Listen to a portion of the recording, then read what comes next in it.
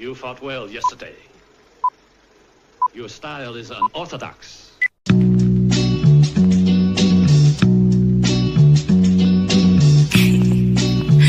Scorpio.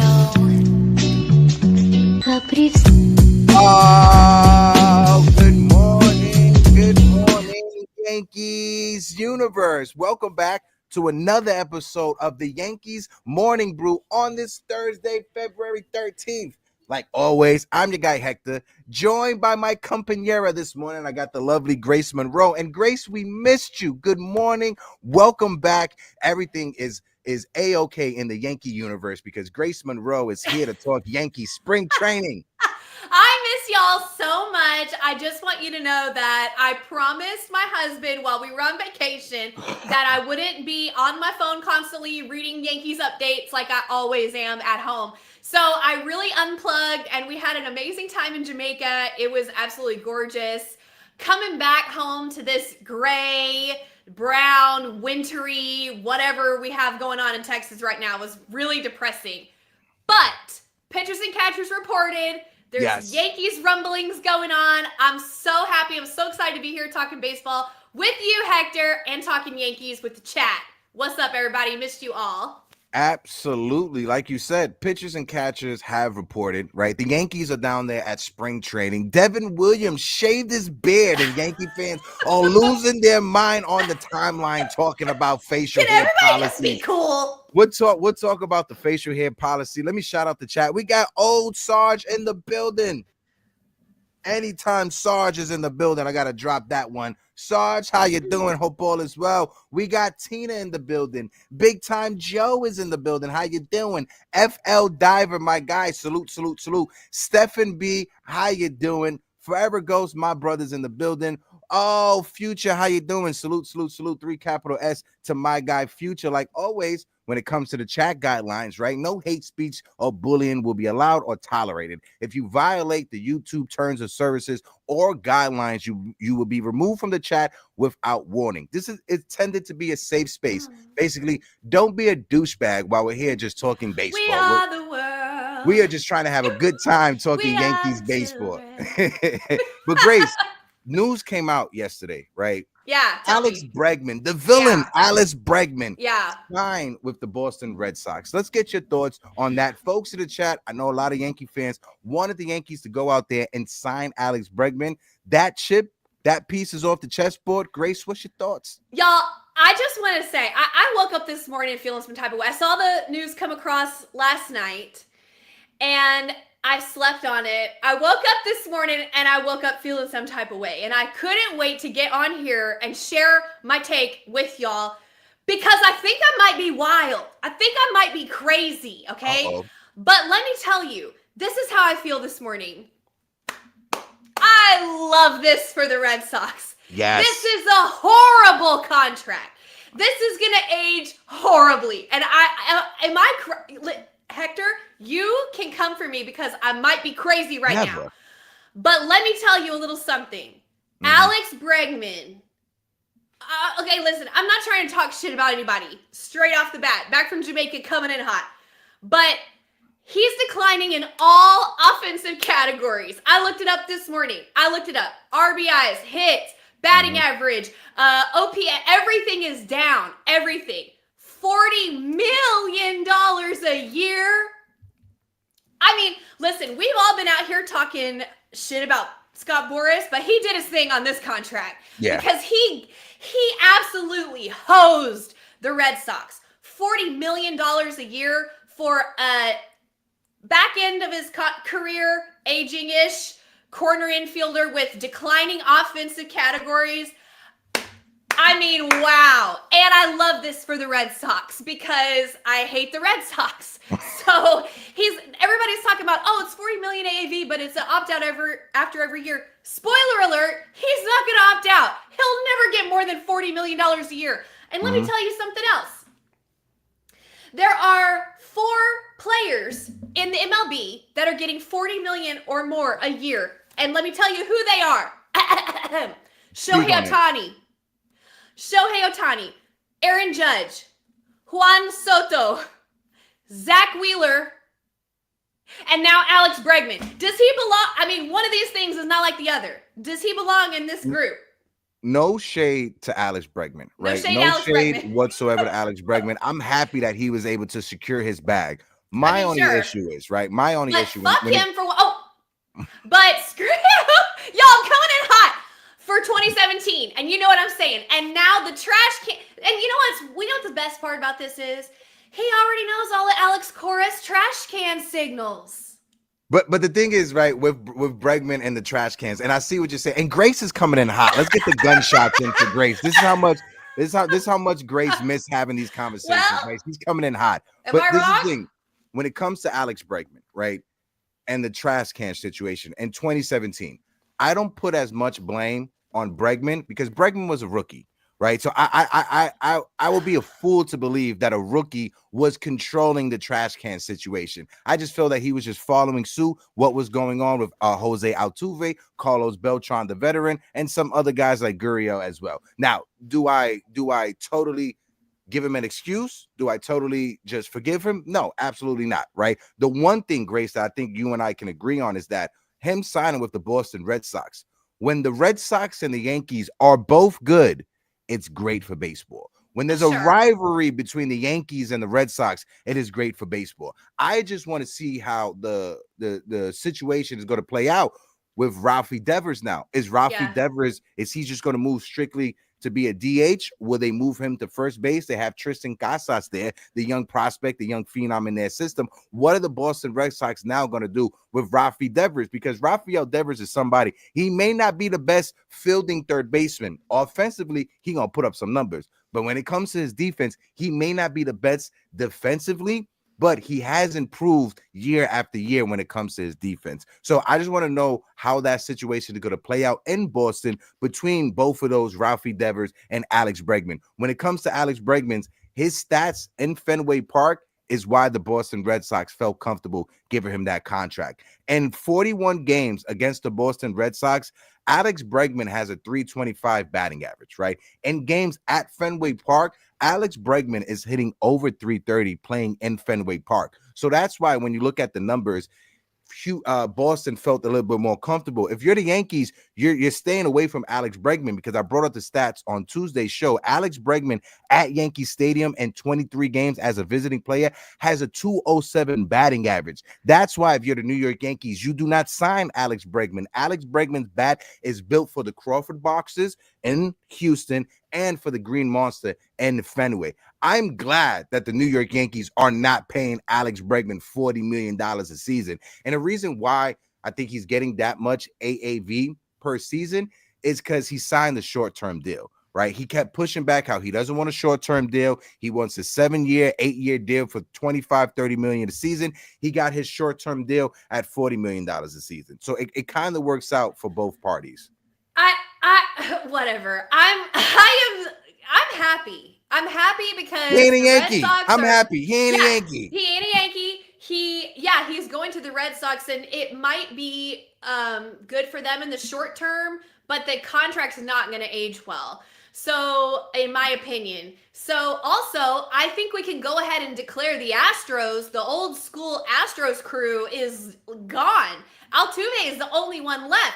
Springer's gone, Correa's gone, Bregman's gone, Tucker's gone. Like, are the Astros, can we declare that era, like, you're muted, heck.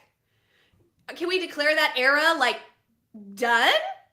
I was going to say that there's talks about moving Altuve from second base to left field. Yeah, I mean, that would be wild. That would be crazy.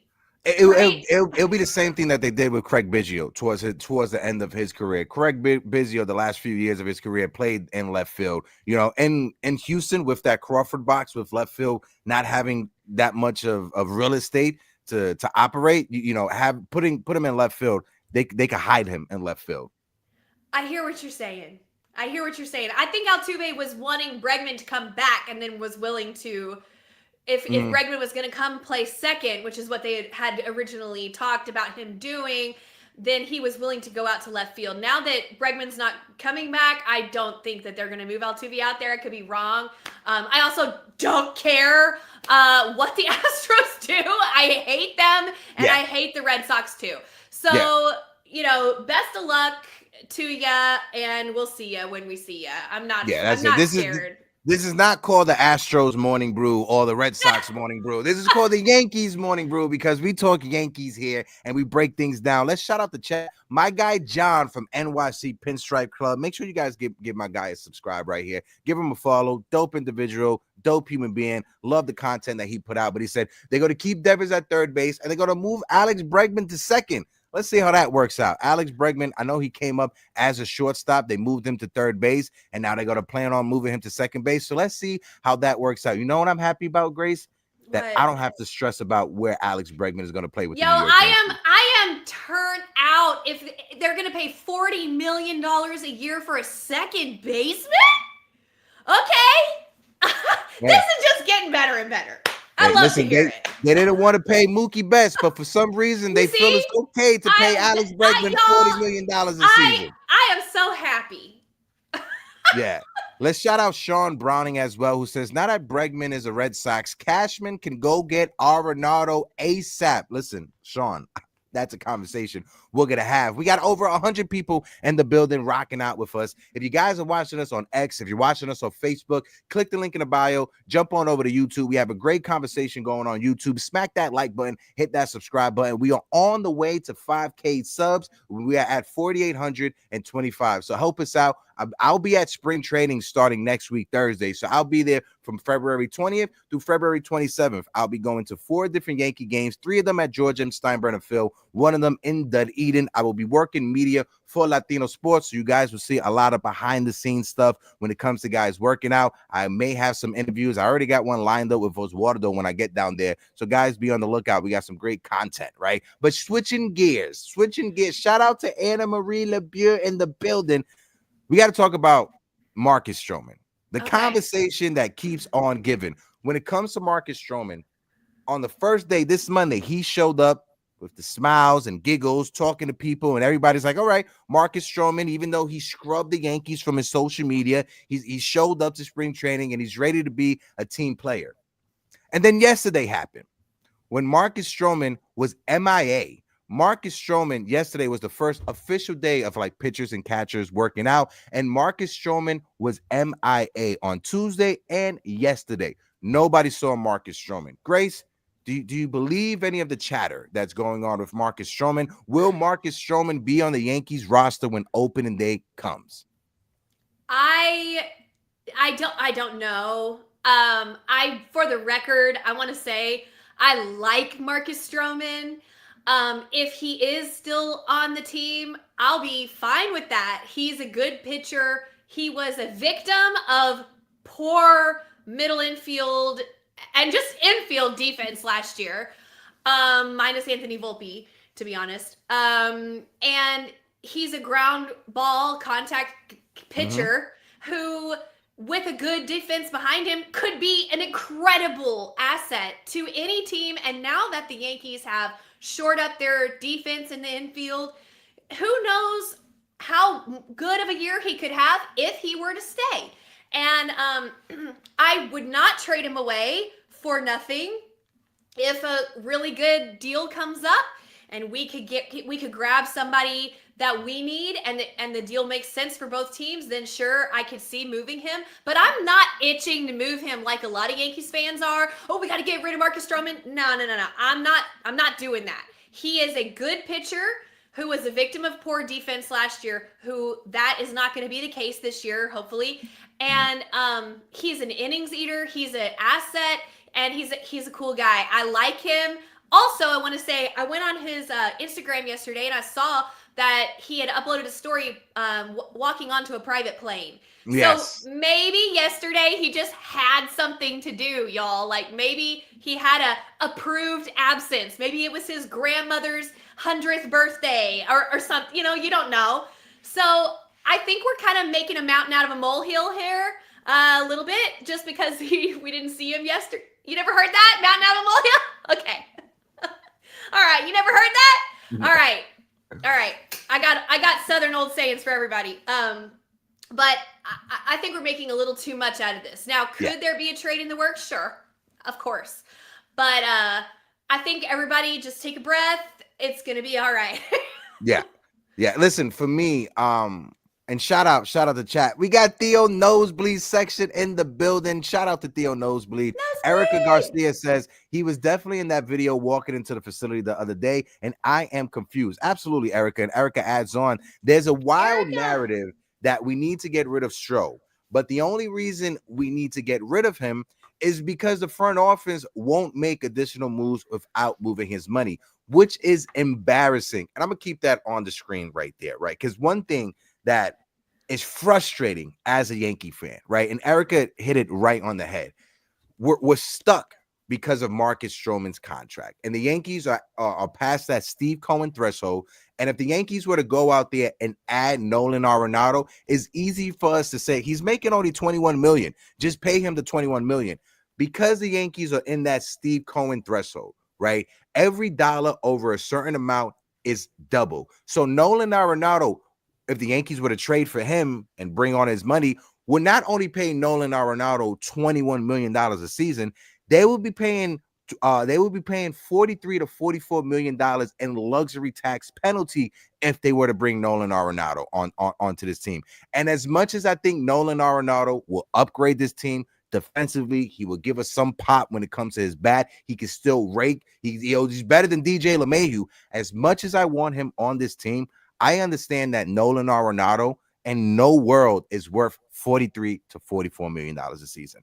I understand that as a Yankee fan, and us Yankee fans, we need to understand that we are hamstrung when it comes to that Steve Cohen threshold. And a lot of Yankee fans, they love bringing up George Steinbrenner. They love bringing up how George Steinbrenner pay for this and pay for that. What y'all got to understand, this luxury tax thing, it wasn't a situation when George Steinbrenner was operating in the 90s and in the 80s. In the middle of the 2000s is when the luxury tax got implemented in Major League Baseball. And even in the middle of the 2000s, that was towards the end of George Steinbrenner's life, he hated the idea of having to pay luxury tax penalties. George Steinbrenner he had a public war with the state of Florida because he didn't want to pay taxes on George M. Steinbrenner Field. So I get frustrated hearing Yankee fans say that George would just spend past the luxury threshold and he would just spend when it just makes no sense. They did it in 2009 because they understood that George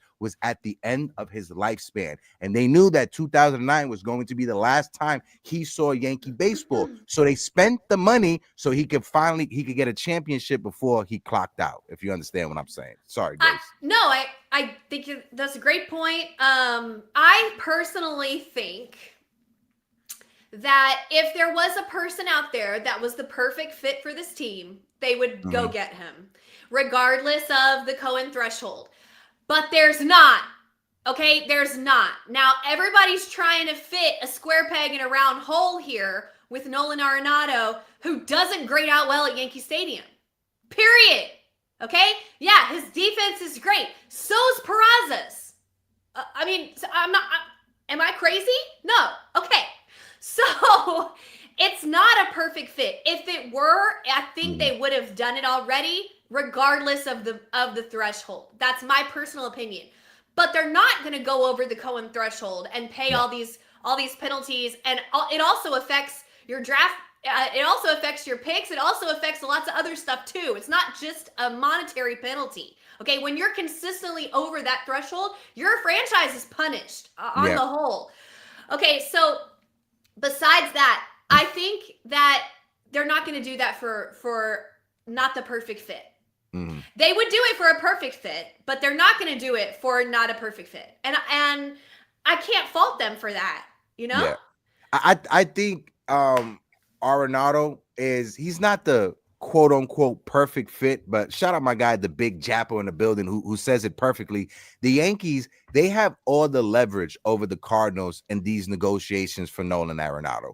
Cashman won't seriously engage Mozeliak, won't engage the GM unless they could get Arenado at a clearance price. Because when you look at it, Arenado is attached to a no trade clause, so he gets to dictate what team he goes to. And like Japple points out, the Yankees, they have all the leverage in these conversations because, yes, the Yankees may be desperate, but Brian Cashman has been vocal about giving DJ LeMahieu a chance to win the job at third base. Now, I'm not sure how real that is, if that's just smoke and mirrors to bring down the asking price for the St. Louis Cardinals. I'm not sure. I'm not in Brian Cashman's head, but we understand Brian Cashman, he doesn't make moves just to make moves. He's never been a desperate GM. If he has to fall back and wait for the perfect situation, look at Marcus Stroman, for instance, right? Perfect scenario. This entire offseason, he kept trying to trade Marcus Stroman. He wanted to trade Marcus Stroman. We all know he wanted to trade Marcus Stroman. He couldn't find a suitor for Marcus Stroman. He didn't just jump at the first team that wanted to take him. He waited. He took a step back. Marcus Stroman is MIA right now. And the rumors starting yesterday is that the Detroit Tigers, who lost Alex Cobb for the first 2 months of the season, are looking to trade for a starting pitcher. And when you look at Marcus Stroman's stats, he has a 1.95 ERA pitching in Comerica Ballpark. The only thing that's going to be frustrated if I'm Marcus Stroman, I get traded to the Detroit Tigers, and now I got to fucking play with Gleyber Torres. That's the only thing that's going to frustrate me if I'm Marcus Stroman. Now that you brought up Gleyber Torres, you know I've been chomping at the bit because while I was gone, some went down. Okay, I bleeped myself out, Anne-Marie, okay?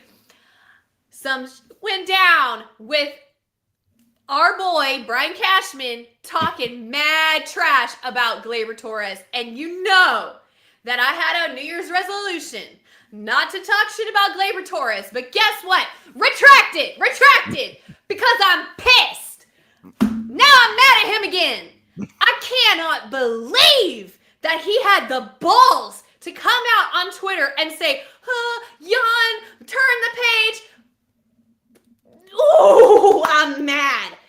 It's your fault, Gleyber. It's your fault. And you were looking wild in the World Series defense. Looking wild in the postseason. And you refused to move to third base. How dare you? How dare you? And now Brian Cashman comes out and says, yeah, I got Jazz. I wanted him to play second, but Gleyber was unwilling. You know, Cashman doesn't just go out and say anything. Jacob wants to know what was in your hand just now, Grace. It's my like pom-pom pin. Anyway, I threw it when I was exclamating about Gleyber. I'm mad about Gleyber all over again. And of course, today is the one day Erica is in the chat. Erica, I swear, I have not been talking about Gleyber this whole time. But let me tell you, I'm hot right now because Gleyber was ranked 30th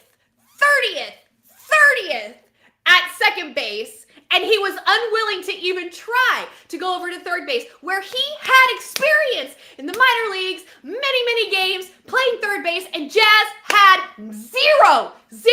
And Jazz was willing to go over there and at least try. And he was like, I'll do anything. And of course, he did his best, which was actually pretty good. I mean, especially considering he had never even played one single inning at third base. But he did. I got to update. Shout out to Eric Bolin on Twitter. Eric Bolin is Yankees beat writer. He works for Newsday. He's been working since 2009 with New Day. This is what he posted. Marcus Stroman took his physical on Tuesday. He has been a no-show when it comes to the workouts for the last 2 days.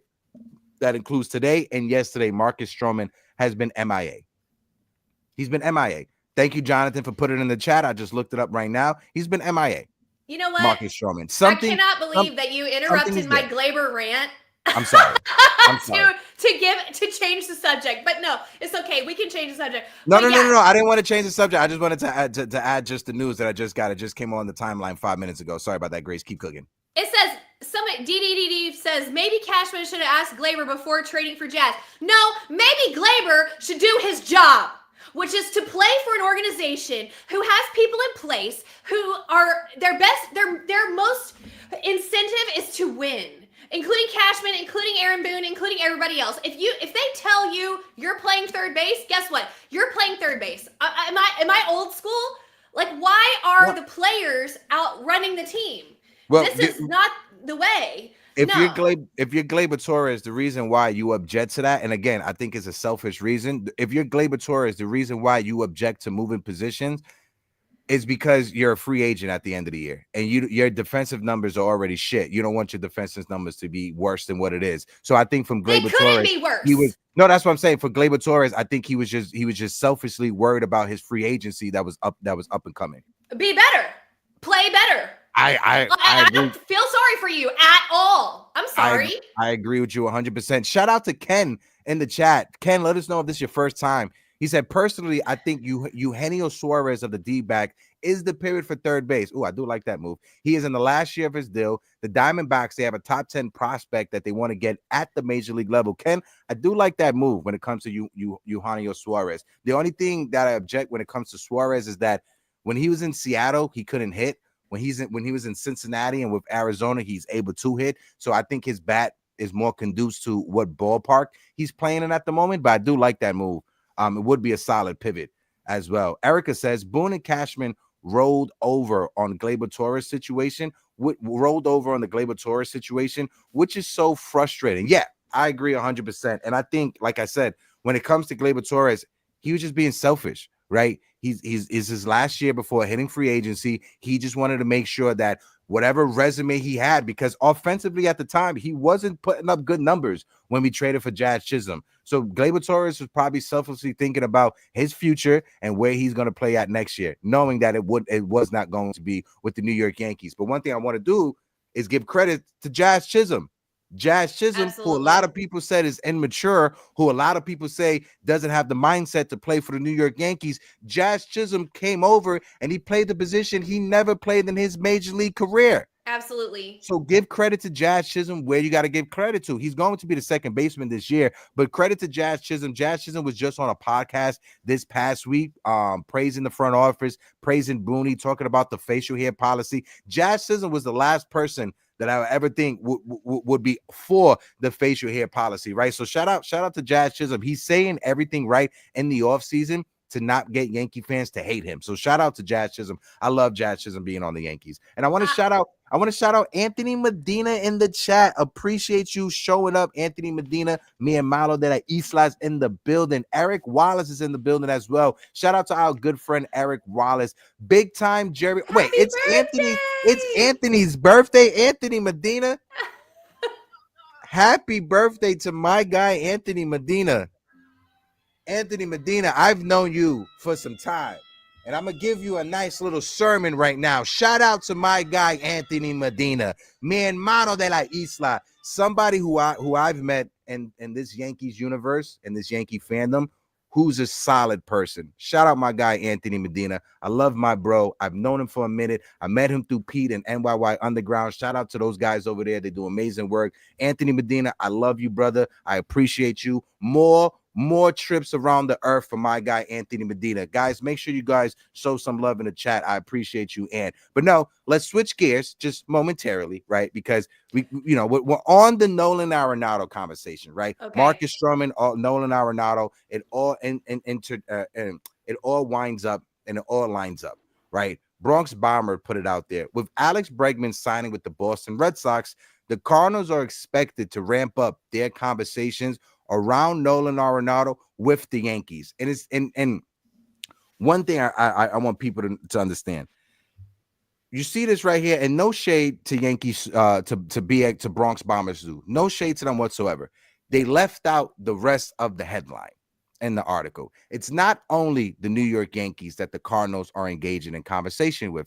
It's the Toronto Blue Jays and it's the Chicago Cubs as well, and the Detroit Tigers. So those are the four teams that are in conversations when it comes to Nolan Arenado. And I want Yankee fans, just when you see a headline like that, when you see something on Twitter, just don't automatically think that the Yankees are going to get him, because the Cardinals aren't just talking with the Yankees. Like I said, they're talking with the Blue Jays.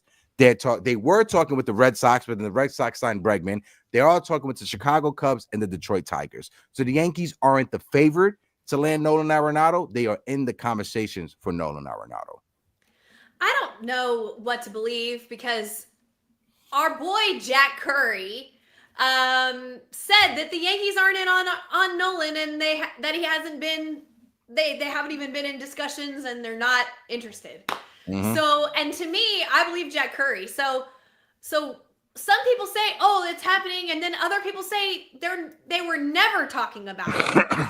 So I don't think it's happening. I mean, I want to err on the side of Jack Curry because, you know, he's like one of the most, if not the most reliable Yankees source. So to me, if Jack Curry says they're not interested, then they're not interested. Now, of course, that is fluid and can change at any moment, right? If the situation or circumstances change, then sure, conversations could spark up.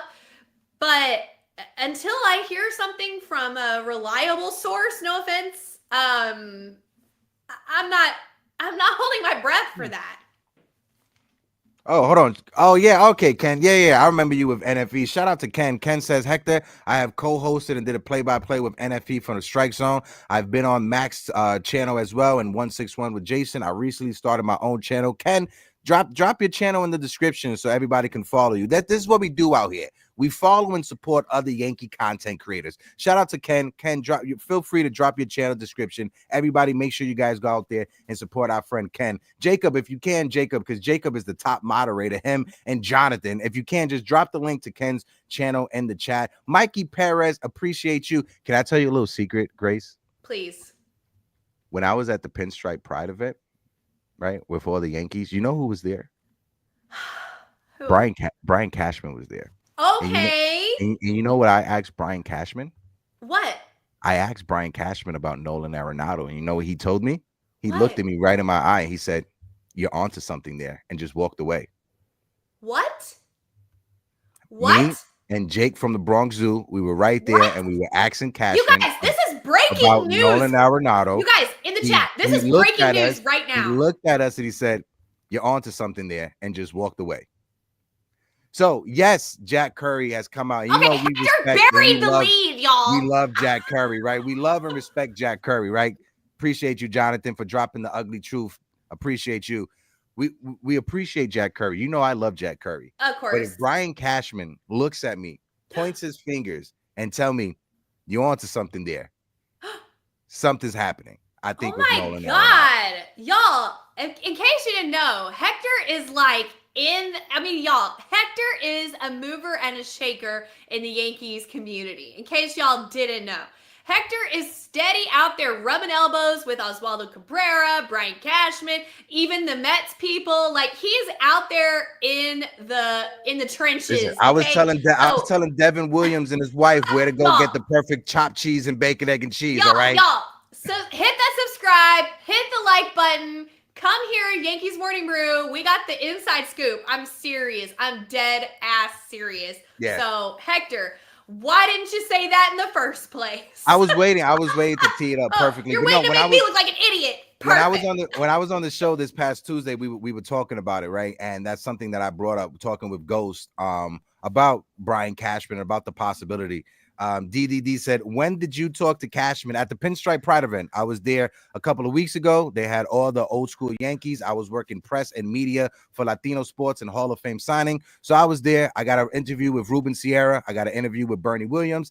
I got different conversations with Spike Lee as well, who was there. I tried to talk to Jason Dominguez. That was the one person I was trying to talk to for Grace, but his handlers were not letting anyone come close to him to have any type of conversations. But no, I was he said, "You didn't tell me." Yes, I did tell you, Future. But no, Jason Dominguez, he looks like he's ready to go for this season, Grace. That's the one thing I want to talk about. And also Devin Williams, right? Talking with Devin Williams. This is what Yankee fans got to understand. Devin Williams, he is brought in to being a New York Yankee. He is absolutely brought into being a Yankee. When I asked him, what is the one thing that you are excited for about this upcoming season, about putting on the pinstripes, about playing in New York? And the one thing he said was playing for these Yankee fans. He said playing for these Yankee fans is the number one thing that I'm excited for. So Devin Williams, love to hear it. the airbender Devin Williams, he is 100% brought in. And shout out to every other Yankee content creator that was there as well. Fireside Yankees, we're gonna have them on Amazing individuals. I was able to chop it up with them. My guy Billy the Bat Boy was there as well. Shout out to Billy the Bat Boy. Jake from the Bronx Zoo as well was there. There was a lot of up and coming Yankee content creators as well. So if you guys never been to any of these events, the Pinstripe Pride event, make sure next year you guys go. And Grace, funny thing, you know who I ran into also while I was there? I ran into my high school English teacher who was there. So I'm there, I'm working, I got my camera, I'm taking videos and stuff like that. I'm interviewing people. And then I see her and she looks at me and we're just making eye contact for a solid 30 seconds. And I was like, Miss Drinkwater. And she was like, I knew I recognized you from somewhere. But yeah, I saw my high school English teacher, Miss Drinkwater, there at the Pinstripe Pride event. She gave me a big hug, said she was proud of what I'm doing. So that right there, on top of talking with Ruben and Bernie and stuff like that, I was so happy I was able to see my high school English teacher. Yeah, I did get a text from Hector while I was on the beach drinking a pina colada in Jamaica that said, Bernie says hi. And I'm like, oh, yes. Excuse me, everybody on the beach, Bernie Williams said hi to me. Just want y'all to know. Thank you. Yeah. Shout out to my guy Ryan Garcia as well from Fireside Yankees, who just gave us a retweet and a shout out on Twitter. Again, one thing I got to say is when it comes to the content creator space that we operate in, I don't like to just to do the show and just talk about myself and Grace and Uptown Sports TV. I like to highlight and shout out and show love to all the different Yankee content creators that are out there. There's some folks out there that you may not like what we do, but you like what Jason does over there at 161. And if that's your cup of coffee, that's fine, right? There's enough views, there's enough likes for all of us out there to have a nice community when it comes to talking sports, because at the end of the day, there's one thing that connects all of us, and it's our love for the New York Yankees, and it's our love for this fandom. So I just want to say shout out to all the different content creators that are out there. Shout out to all the different content creators that are on the up and coming. If you are trying to start a channel and you want to get comfortable, you're more than welcome to come here, interact with our chat, let us know about your channel. You know, we always show love. We always shout out people. So that's one thing I just wanted to say, right? And now talking about Devin Williams, right? There's a conversation that comes around every year that we love to have the conversation and we hate to have the conversation at the same time. But we got to talk about the New York Yankees and their facial hair policy. Shout out to Cameron Maben. Shout out also to Keith McPherson, who were talking about this on Twitter yesterday. But Cameron Maben said this: I'm confused. I'm seeing so many diehard Yankee fans complaining about Devin Williams and the facial hair policy. But when I mentioned players I talked to last year was not a fan about it, he was killed. And I got to agree with Cameron Maben. For me, you guys see, I love having my beard. I love having my facial hair. You guys know that, right? I love having it. I worked for years in restaurants, fine dining restaurants, that when I used to come into work, the owner used to be sitting at the bar with razor blades to give us so we can have a clean, fresh shave every shift. I worked in EMS as an EMT and a 911 supervisor where I had to shave and be clean shaved every day working under the FDNY system. Other companies, they allow their workers to have a facial hair copy. My company was the only company that didn't allow that. I understand rules. I like to follow the rules if they're put ahead of me. But for me, I think when it comes to professional baseball, when it comes to the sports, allow the players to have some type of personality, right? That's just how I look at it. Other people may look at it differently. Copy. I could respect your opinion to have that opinion. Me personally, I just think that it's a rule that was implemented in 1973, back in the 70s under George Steinbrenner. We're in 2025. And just a cliff note for you guys know, in 1973, women were not allowed to own their own bank accounts. That's how long this rule has been implemented. Just know that before you argue in support of this rule. That's all I got to say. Well, now I feel like I'm saying women shouldn't have a bank account. But I just think it's interesting that Yankees fans just freaking complain no matter what. And on one side of their mouth, they're screaming for Hal to be more like George. And on the other side of their mouth, they're screaming for Hal to change George's rules. This is a George rule. This is a tradition. It's an honor to the boss. He's not here anymore. They're not going to change the rule. Hal is not going to change the rule. He does this for his father. It's to honor his father's legacy and his father's stamp on the franchise and the organization. They're not going to change it, y'all. I don't think they're going to change it. The players don't even care that much, okay? The fans care way more than the players do, according to everybody that I've ever heard speak on it. And if a player does, and I've said this before and I'll say it again, if a player doesn't want to come here because he doesn't want to shave his beard, he's soft as fuck and I don't want him on my team. That's what I have to say about it. It's not that big a deal. Can we please move on? I'm so tired of talking about beards. Hector, no offense, I know you have a beard and you look great. It's not about looking great. It's about, like I said, honoring his father. It's George's legacy. He wanted a clean cut, clean shaven thing. Hal does it for his dad. Like, he's not going to change it. And y'all, this is not a big deal. I don't see why it's such a big deal. Erica, I agree with Erica right there. Erica says, I'm sorry, I can't honor a tradition that has an undertone of control over their players. Erica, 100% right there. I don't think it's that big of a deal. For me, this is something that Keith said, right? And shout out to Keith for saying this. Keith said it's kind of hard to sit back and want players to honor the tradition when you haven't won in 15, 16 years. It's hard to sell players on honoring tradition when you haven't won and followed the tradition in so many years. So I understand what Keith is saying from that point, right? And then when you look at it, it kind of violates the Crown Act, which is like a federally protected law against people in their hairs and shit like that. So it kind of violates the law when it comes to that. But again, it's a different cup of tea. Everybody can feel that type of way about it. Me personally, if it was up to me, I would get rid of it, right? Again, I'm not Hal Steinbrenner. I'm not in that front office. I'm just a guy on YouTube that like to have these conversations. And while we're talking about YouTube, we got over 280 people rocking out with us. We got 91 on YouTube watching us. We're sitting on 41 likes. If you guys can, please smack that like button and hit that subscribe button. When it comes to subscribers, we are at 4,825 on our way to 5K. So if you guys can help us out, hit that sub button. We are trying to get our likes up, trying to get our subscribers up. Because again, I will be in spring training next week, Thursday, from the 20th through the 27th. I will be at 4 games, 3 of them at Georgia and Steinbrenner Field, 1 of them in Dunedin with the Toronto Blue Jays. So guys, be on the lookout. Make sure you guys are following me on all social media platforms. That's Instagram. That's the Tiki Takis, because I'll be doing lives on Tiki Takis as well. And of course, me and Grace will be going live as well. But Grace, the facial hair policy, kaboots. Nolan Arenado conversation, kaboots. Okay. Marcus Stroman conversation, to the moon and kaboots. Jason Dominguez, what are your expectations when it comes to your boy being on TV? Oh my God. Okay. Is it time, Hector? Is it time? It's time. Is it?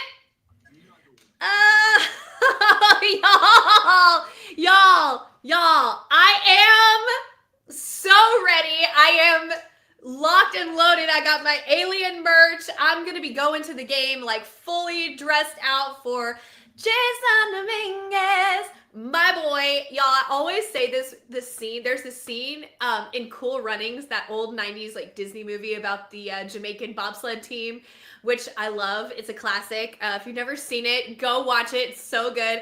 But there's this scene in that movie where the mother of one of the guys on the bobsled team is in this like I guess she's in like a tiki hut bar kind of area, and where a bunch of people from the town have gathered to watch the Jamaican bobsledding team.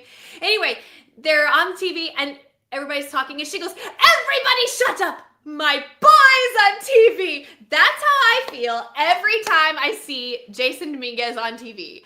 My boy's on TV. I'm so proud of him. I'm so ready. I know that he is going to take the league by storm this year. He's been practicing and taking reps in left field. They're not quite sure if they're going to play him in left or center yet. They want it to work out in left. But Aaron Boone came out this week and said on the Michael Kay show and several other shows that he kind of did like his junket rounds this week. Mm-hmm.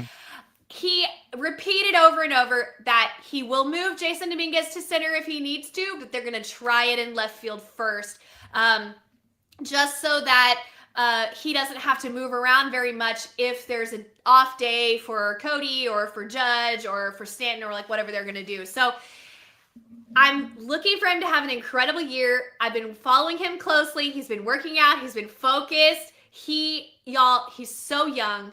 Give him a chance. He's going to be amazing and a huge piece of our team this year. I know it.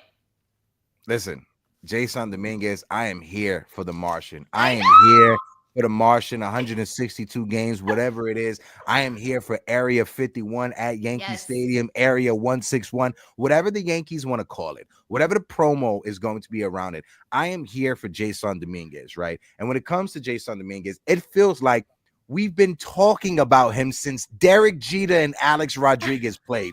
That's how long it feels like we've been talking about Jason Dominguez. But the Martian is here, and this is the year that he's going to get as much playing time as he needs. Whether it's in left field, whether it's in center field, I'm not sure what it is. But the one thing I ask, and shout out to my guy TC Still that's in the chat as well. TC, how you doing, big fella? The one thing I ask from every Yankee fan, let's just be patient. Just be patient with Jason Dominguez. The same way how we were patient with Anthony Volpe, let's be patient with Jason Dominguez. I know we're excited to see what Jason Dominguez is going to do, but if Jason Dominguez is struggling, please just let him struggle at the major league level. And this is also to the front office. Do not send him down to AAA. No. Keep him here at the major league level. He's got his new number. He's got his new number. It was my boy. You know, Robinson Cano was my 24. You know, he was my I wish baby daddy. I wanted to marry him. I loved him so much. And I still love him. He's still out there in Mexico playing ball, looking fine as hell. But anyway, I love my husband. He got a great number. His locker is right next to the captain, Aaron Judge. Yeah. He is going to be watching. He's going to be learning. He's going to get all the runway. He better get all the runway that a top prospect deserves to get. Mm-hmm. I mean, I'm so excited for him. I'm so happy for him. I'm nervous for the pressure that's going to be on him. Quite a bit of pressure. And I know there is some discourse around the possibility of him batting leadoff for the team, which again is just so much pressure on an extremely young rookie. Could he rise to the challenge? Absolutely. He has, ice water in his veins. He doesn't seem to be intimidated typically, but let's see how spring training goes. I know that the leadoff hitter is somewhat of a big question mark for the team, and they want to see who's going to rise to this occasion. Y'all can't take me seriously with these ears off. Y'all, I'm talking serious now. When the ears come off, who's going to rise to that occasion? Is it going to be Cody Bellinger? Is it going to be Jazz Chisholm? Is it going to be Jason Dominguez? Are they going to do Anthony Volpe again? Who are they going to bat leadoff? Hector, who do you want to bat leadoff? I know I've mentioned in an ideal world, I would like Jason Dominguez to bat leadoff. I am, however, a little bit nervous to throw him out there right off the bat as a rookie. Here's Major League Baseball, and also you're batting leadoff for the Yankees. It's just a lot, and I don't know. How are you feeling about leadoff? I just got to say, shout out to my guy Alejandro in the chat on TikTok. Alejandro said, Grace is standing on her game. Point blank, period. Shout out to Grace. Alejandro, I appreciate you. Grace, just to let you know, you have fans that like you on TikTok and are screaming, when is Grace going to join us on a TikTok live? No. Soon. It will be soon. Erica, I have my broccoli in the morning. Absolutely. How you doing? But no, when it comes for me, leadoff spot, right? And I've said this. The leadoff spot, the lineup, opening day, Jazz Chisholm leading it off. Aaron Judge as your 2-hole hitter. Cody Bellinger as your 3-hole hitter. Giancarlo Stanton as your cleanup guy. Then depending on how spring works out, with Paul Goldschmidt, he could be your 5-hole hitter. Austin Wells, your 6-hole hitter. Wait, you have a whole lineup? Hold on. Say it again. I'm going to write it down. I want to hear this. Okay. Jazz Chisholm leading it off. Okay. Aaron Judge as your 2-hole hitter. All right. Cody Bellinger and your 3-hole. Giancarlo Stanton cleaning it up. Yes, Paul sir. Goldschmidt as your 5th-hole hitter, right? Okay. Austin Wells as your 6th hitter. Anthony Volpe in the 7th spot. Oswaldo Cabrera or DJ as your 8-hole hitter. with Jason Dominguez as your 9-hole hitter. And the reason why I said Jason Dominguez there, opening day, this could change during the season, but opening day, I like it with Jason Dominguez as the 9-hole hitter. One, you're taking pressure off of the young kid for his first full rookie season, and also the second time through the lineup, he would be the leadoff hitter in front of Chisholm and in front of Judge. I like it. Let me see. Left, right, left. I would love right. to have, like DDD just said, I would love to have the traditional Aaron Judge be the number 3-hole hitter. I agree with you, DDD. But we know the Yankees in analytics. They're going to put Aaron Judge as your 2-hole hitter to try to get him as many at-bats as possible. Yeah, I don't know what they're going to do. I don't know what they're going to do. I love Jazz. I like his, contact. He's got some pop. He's got speed, obviously. He's going to steal 30 bags this year, for sure. Put it down. But he doesn't have the on-base percentage that you typically want out of a leadoff guy. Now, I don't know what a full year of Yankee Stadium will bring, a full year of being on a contending team. No offense to the Marlins, but let's call it spade. The truth is the truth. It's, Truth is the truth. Truth will set you free. Gotta rip off the scab. Yeah. But I don't hate it. I don't hate Jazz as leadoff. I mean, I don't know what they're gonna do. Moving Volpe back to leadoff, I don't think I like him at the bottom of the lineup. I like Jason as a table setter to turn over the lineup. I don't know. This is a good way. Could be. Cabrera, DJ, yeah. Y'all, okay, can I say something wild? I'm about to say something wild. Hector. Okay. Now let me preface this first and say I'm not saying this is what I think. I am not saying this is what I think. Okay? But what if, just what if DJ still has something left in the tank? Am I crazy? What if? I'm not saying this is what I think. Yeah. But what if? Grace, what if I wake up tomorrow with a fucking full head of hair? It's not going to happen, Grace. I'm trying to be positive. Y'all, let me say this, Hector. Go ahead. So the report came out, right, that last season, before the playoffs, the Yankees were going to DFA DJ LeMahieu. And Aaron Judge stepped in and said, no, don't DFA DJ LeMahieu. And now, a couple months later, they're talking about him being the starting third baseman. So for me, I'm just sitting here and I'm thinking, this doesn't make any sense. Why would the team be ready to DFA him, and then a couple months later, they wanted him to be the starting third baseman? So either, and this is just the logic of my mind, either that report is not correct, that they weren't ready to DFA him, or they're not really going to play him at third. One of these things has to be, because this does not make any sense. I just want to shout out Jose Medina in the chat, right? Jose Medina says, Hector Grace 100. DJ, oh hell no, not on a winning team. And when he said that, this is all I had in my head. That's all I heard in my head when he said that. I like Peraza, TC. I see. Shout out TC Jose said Peraza Medina for third base. I like Peraza. If we're gonna have defense only, why not give Peraza a chance? He's got incredible defense. Opening day, right? When you look at the Yankees opening day lineup for the past 3 or 4 seasons, it always changes when we get past the trade deadline. Right. Right. A couple of seasons ago, Oswaldo Cabrera was the starting left fielder. Right. So like that changes as the season goes on. Opening day, I could see DJ LeMahieu be the starting day third baseman on opening day. Will he be the third baseman, the starting third baseman at the trade deadline? I don't think he will be the starting third baseman at the trade deadline. The fact that he's making $15 million a season is the reason why he's going to be the starting third baseman on opening day. Both Peraza and Oswaldo Cabrera can have amazing spring trainings. Hell, they can hit over 500, both of them, right? Individually, they can hit over 500. The Yankees will still try and force feed us DJ LeMahieu because he's making $15 million a season. And we've seen this with Josh Donaldson. We've seen this with Aaron Hicks.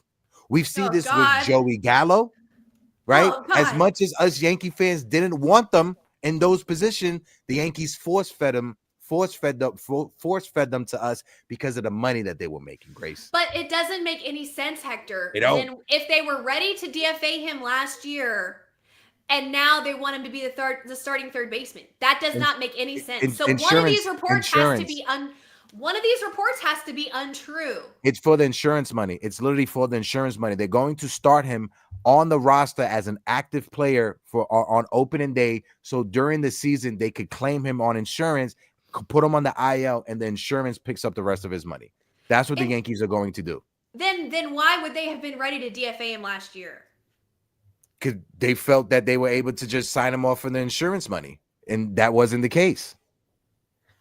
Oh, they could have collected the insurance money last year. You have to prove that the player is just injured, right? So having him start the season, okay, but that doesn't on make the any active sense. roster, what happened?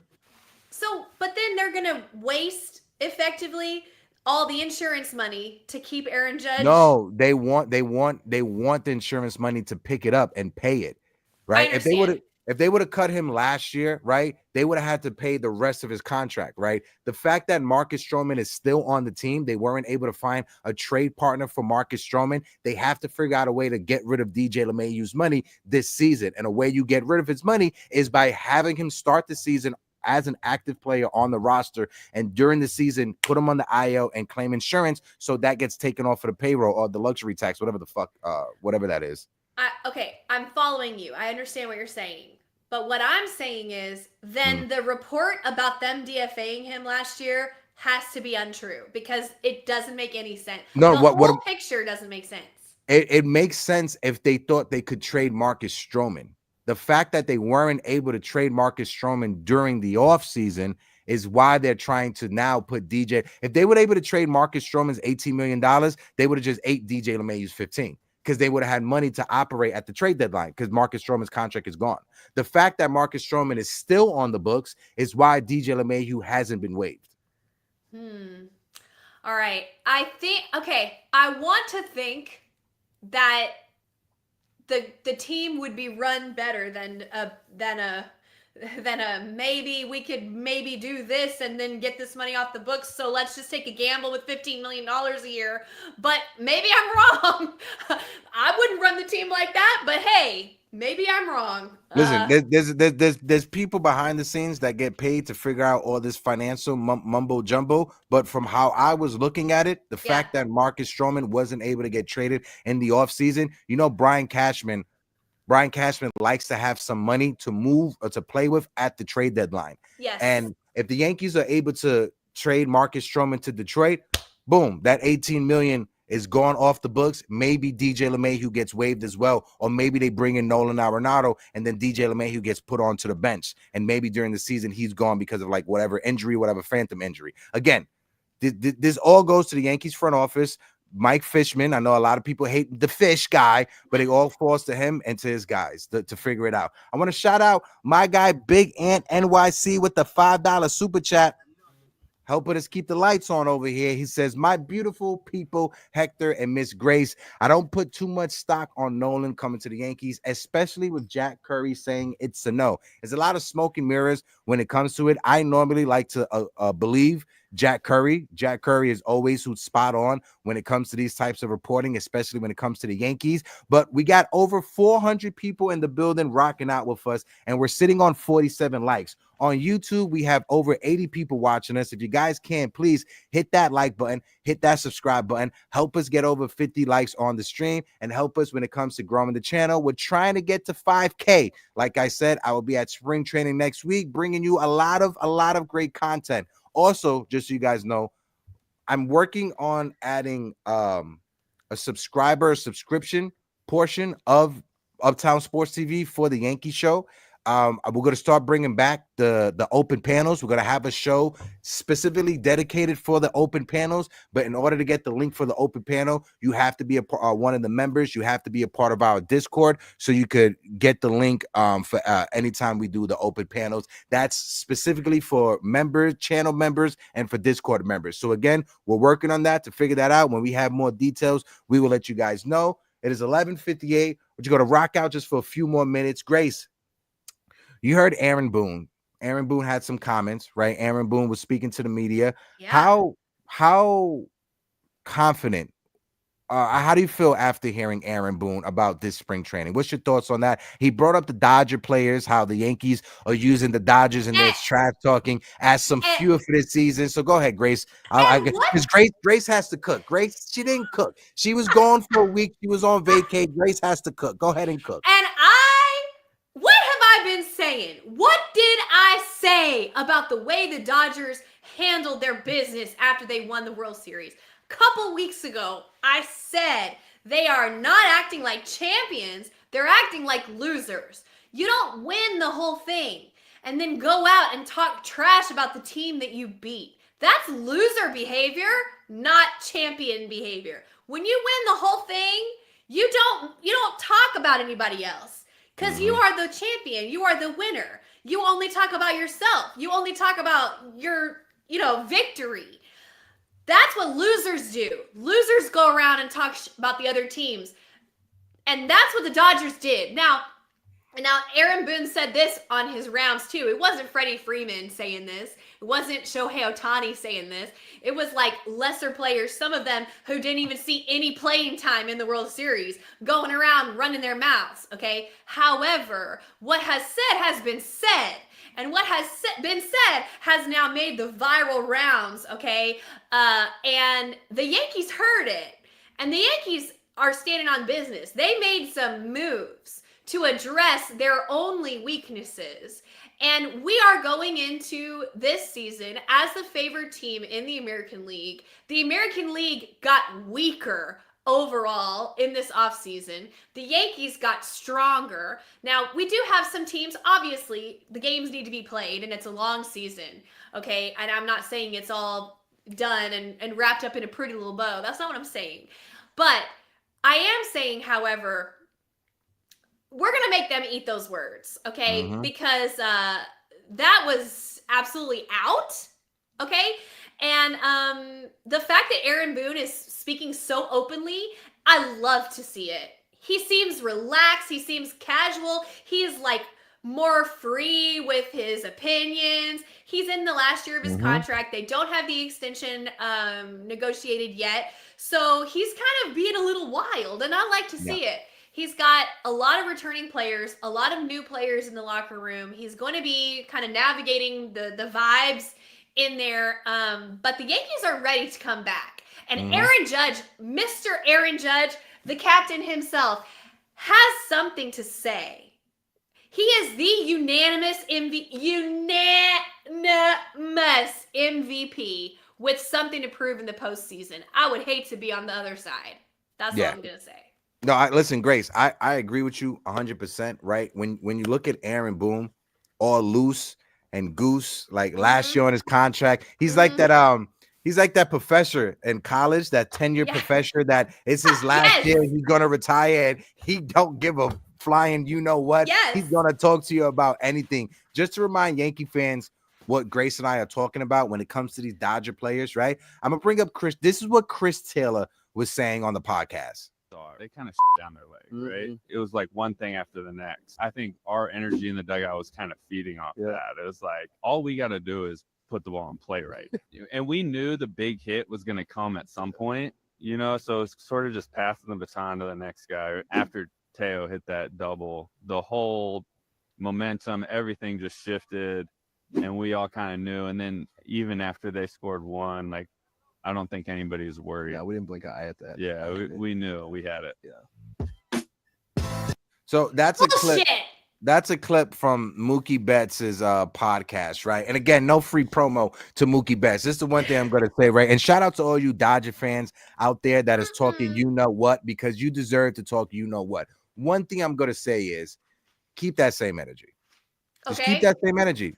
Just keep that same energy. Next year, this season coming up, let's see how the Dodgers are after winning the championship, after going on this parade about just shit talking, not only the Yankees, but all of Major League Baseball. You just made yourself this offseason the #1 target for everybody in baseball. Everyone in baseball is going to be gunning for the LA Dodgers, specifically Chris Taylor, because yes, Mookie Betts says something, and this is one thing that I give credits to the all-stars, to the superstars on the Dodgers. Mookie Betts is not talking trash like that. Freddie Freeman, who hit a walk-off home run against us, he's not out there talking trash. Shohei Ohtani is not out there talking trash about the New York Yankees. It's Chris Taylor, it's Walker Buehler, who's with the Red Sox now. Those were the players that were out there talking trash about the New York Yankees. And you're like, why are you singling out those players specifically? This is why. Because those players, you know what they remind me of, Grace? They remind me of that guy that's a part of the group project that shows up at the end on the last day just to get the fucking grade. That's what Chris Taylor reminds me of. That's what Walker Buehler reminds me of. These Dodger players you're not the superstar. You're not Mookie Betts. You're not Freddie Freeman. You're not Shohei Ohtani. You are the last guy in the group project that showed up on the last day just to get a fucking grade. It's just bullshit. I mean, y'all, I know it was only 5 games. Wait, 5 games, right? Yeah, 5 games. But they barely did it. They outscored us by 1 run. 1 run. It was like 24-25 runs that we scored in the World Series. They outscored us by 1 run. They beat us in extra innings by 1 bad pitch that Nestor Cortez made in game 1. They won because horrible defense also in game 1. There was a horrible defense, that relay play. Gleyber Torres and Juan Soto. I know, trust me. Believe me. Bad base running, bad defense. They didn't beat us. Okay? So we beat ourselves. Let's call a spade a spade. Let's admit it. We know it. We beat ourselves, and we've addressed those concerns, okay? So if the Dodgers want to go around talking like, oh, yeah, we did it. Bitch, you didn't do nothing. We beat ourselves. We didn't cover first. We let you steal a bag. We had 1 bad pitch to Freddie Freeman. Like, what did y'all do? What did you do? Facts. We lost it. What y'all didn't win it. We lost it. You see what I'm saying? So let's be clear. And it makes y'all look pathetic. Yeah. But go off. You know what I mean?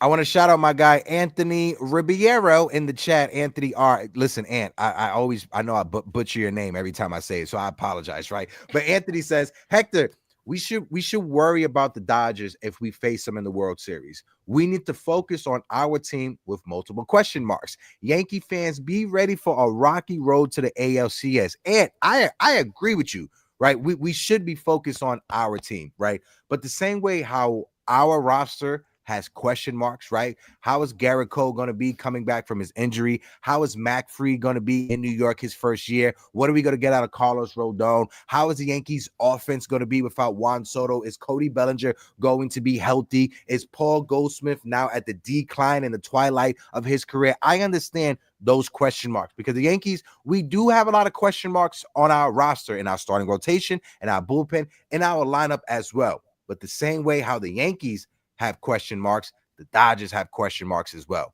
How is Shohei Ohtani going to be coming back after his 2nd Tommy John surgery, going to be in a starting rotation? How is he going to look? There's only a handful of pitchers that have been able to recover from a 2nd Tommy John surgery and be as dominant as they once were. Second question mark, what is Yamamoto going to be in his 2nd year? What is Roki Sasaki going to be? Did Father Time catch up to Freddie Freeman, or was that just a fluke? What is Mookie Betts going to be as a shortstop? Because defensively, he is a wizard in the outfield. He is not the best as a shortstop. What is his offense going to be? So the same way how the Yankees, we have a bunch of question marks, the Dodgers, they have a bunch of question marks as well. Let's not act like Blake Snell is an Iron Man of a starting pitcher. Blake Snell is a guy who has limited innings in his career per season whenever he's pitching. He has question marks as well. So I get it. Yes, and I agree with you. We should be focused on our team.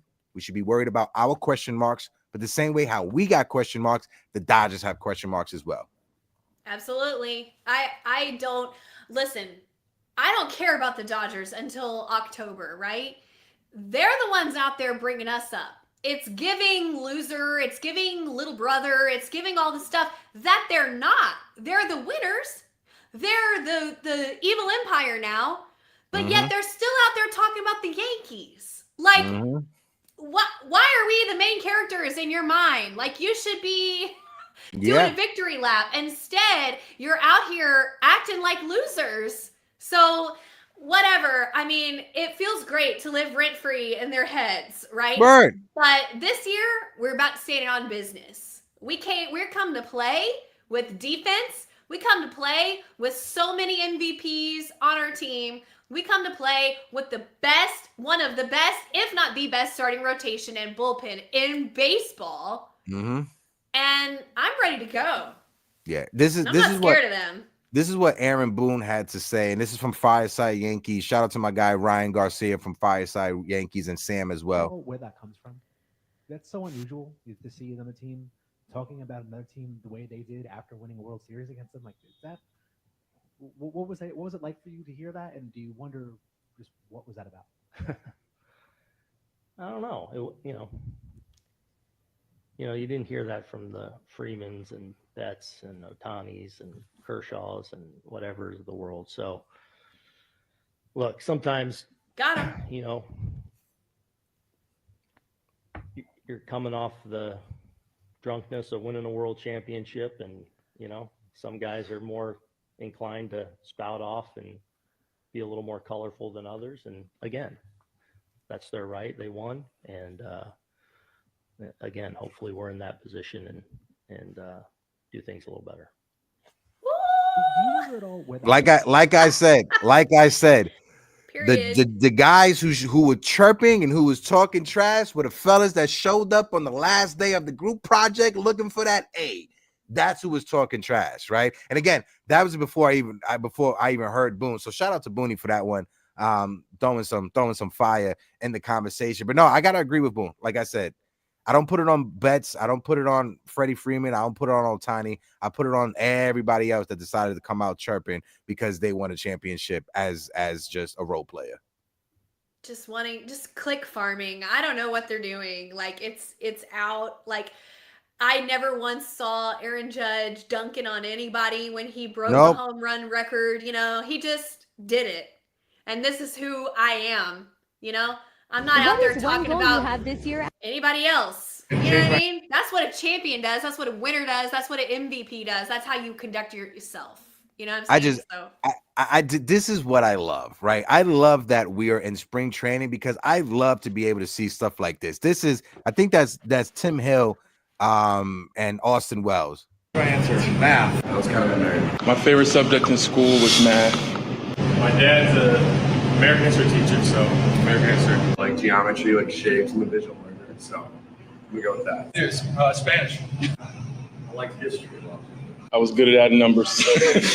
History for sure. In Venezuela, we get educación física, I don't know what is the name here. PE. Sociales. PE. The right answer is anything but that is a great thing. But why history? Like, what's with baseball players liking history It's so just much? interesting. We can actually use history. Like, we can actually learn about history, but math, we can't use math. I want to ask you, Grace, what was your favorite subject when you was in school? Before we leave, folks in the chat, let us know as well. What was your favorite subject in school? You know what? I like science. I'm a big science person. I always liked biology and chemistry, all the science stuff. I like space stuff, and I'm a science nerd. Yeah, no, same. I was my favorite was it was living science, right? More of like nature, biology, like insects and stuff. I was big into that. And obviously gym, like Anthony Medina says history. Erica says history and gym. My guy John says gym. Jose Medina says English. Sean Browning says he was a history buff. I love history. Nosebleed section, I have to say history and Greek mythology. Greek mythology? I love Greek mythology. I love Greek mythology. Oh my God. I just watched, what is it, Clash of the Titans or something? Yes, Clash of the Titans was really good. I think it was on Disney or something. Anyway, I just watched that the other day, and Trey and I, my husband, we were like, "This is really good." Yeah, So then we watched yeah. another one, and we're like into Greek mythology now, but we didn't know anything about Yeah, it. no, Greek mythology is awesome. Anna Marie Cool. says that they love English and gym, love playing baseball and kickball. I love kickball. I ain't gonna front. I do miss a good game of kickball. Mikey Perez says Can you math and imagine science. Giancarlo Stanton at kickball? Oh my God. That would be unfair. Him and Aaron Judge in a kickball fucking Aaron game, it Judge? would be unfair. Wow. Let's see. Jose Medina says vocabulary and writing were his favorites. TC still says underwater basket weaving. TC. Fuck you, TC. We're trying to have a nice conversation. No, I'm just kidding. Underwater basket weaving. Oh boy. Man, no, Dad underwater joke. basket. That's a dad joke right there. Underwater basket weaving is good. Hold on, there's one thing I want to show real quick because Max Fried is warming up. I got to mute it. I don't want the music to hit us with copyright. But seeing Max Fried, y'all, these uniforms, I'm telling you, they look so good. yeah, like I love the blue. No. For what the again, Gerrit Cole and Juan Soto. I can't say I was surprised because I didn't really go into any expectations. I mean, I only got to know Juan for 1 year, and he's a magnificent player and a great teammate. But Juan is going to make the best decision for Juan. Period. And, you never know. I didn't really know how it was going to shake out. Obviously, we do after the figures come out, but while we're going into it, it's hard to say what exactly is going on from my perspective. So I just tried to remain kind of indifferent and not get my hopes up one way or the other. It is. He's a tremendous player, and he was extremely impactful for us, and a joy to watch and a joy to be around. So, Juan will be missed to a certain extent, but the beauty of the Yankees is the ability to go out and fill the roster and fill the spots with the goal of getting back to the World Series and winning the World Series again. And they've done about as good a job as I think you could have asked. I think we feel very confident in the additions that we've made. I mean, you've mentioned former MVPs, 2 of them, former Rookie of the Year, one of the best closers in the game, and one of the best left-handed pitchers in the game. I mean, it's hard not to say that those additions haven't made us better, coming from the fact that after we lost Juan, we didn't have Juan, and then we made those additions. So, it's big shoes to fill, but I mean, you gotta be proud of the organization for what they've done, and you got to be excited about the additions that are here because these are all really great players and really great people as well. The Virgo is Virgoing. I was about to say, as a Virgo myself, as somebody who shares the same birthday with Gerrit Cole, September 8th, that's my guy right there. We have the same synchronaries, Yep. Yeah, there was some pettiness. There was some shots thrown towards Juan Soto's way. What was your thoughts on that, Grace? You know what? I love it. He was not rude, but he also was just kind of like, and next. I heard Joel Sherman say something really, really, I love Joel Sherman. I absolutely adore him. I think he's so smart and so insightful, and he keeps it objective. But he offers so much intelligence in the way of reporting on the New York Yankees. And he said the other day that the Yankees had $1 in Juan Soto, and they exchanged it for 4 quarters. Okay, so 4 quarters adds up to $1, right? Mm-hmm. But they don't have the dollar anymore, right? So on one hand, you're like, would you rather have $1? Would you rather have 4 quarters? Now, on one hand, you're like, I'd rather have $1. I'd rather have Juan Soto. He's an amazing future Hall of Fame level type guy. But on the other hand, for the team mentality, the team perspective, 4 quarters probably better, because all you have to do to shut down Juan Soto is walk him. That's all you have to do. If you don't have anyone behind him hitting, if you don't have anybody protecting him, I know we had Aaron Judge, but what I'm saying is, all you have to do to shut that down is walk him. All that has to happen to shut that threat down is in one injury to Juan Soto. And I'm not wishing injury on him or anyone else, but I'm just saying all your eggs are in one basket of a 10-war one player, right? As opposed to 4 different players where you could spread the wealth around, right? This was the metaphor that Joel Sherman used, and I thought it was really smart.